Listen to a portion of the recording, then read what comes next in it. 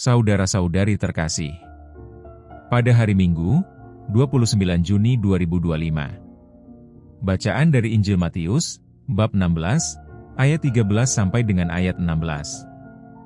Marilah kita berdoa. Dalam nama Bapa, dan Putra, dan Roh Kudus. Amin. Allah Bapa di surga, syukur atas berkat melimpah dan anugerah yang menyertai kami. Semoga Engkau menyinari hati kami dengan sabda-Mu. Demi Kristus, Tuhan dan pengantara kami. Amin. Bacaan Injil. Tuhan bersamamu dan bersama rohmu. Inilah Injil suci menurut Matius. Dimuliakanlah Tuhan. Sekali peristiwa Yesus tiba di daerah Kaisarea Filipi. Ia bertanya kepada murid-muridnya, kata orang, "Siapakah anak manusia itu?" Jawab mereka, "Ada yang mengatakan, Yohanes Pembaptis, ada juga yang mengatakan, Elia, dan ada pula yang mengatakan, Yeremia atau salah seorang dari para nabi."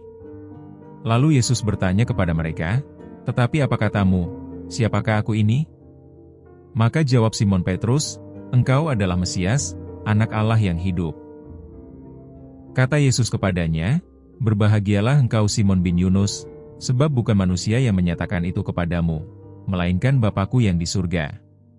Dan aku pun berkata kepadamu, engkau adalah Petrus, dan di atas batu karang ini aku akan mendirikan jemaat-Ku, dan alam maut tidak akan menguasainya. Kepadamu akan kuberikan kunci kerajaan surga.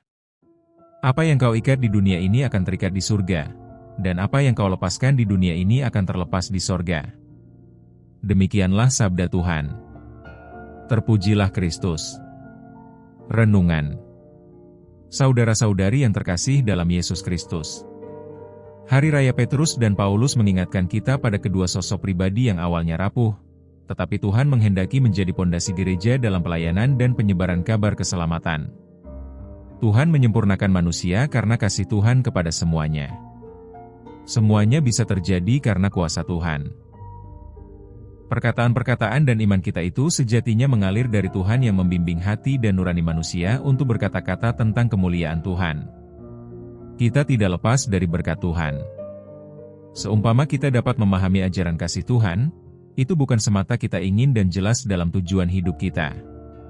Tuhanlah yang memperjelasnya dengan bimbingan Roh Kudus yang menerangi hati dan budi kita. Maka, pengakuan kita itu berasal dari Tuhan.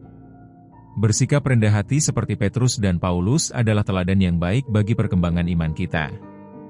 Supaya iman kita bertumbuh dan kita semakin didewasakanlah.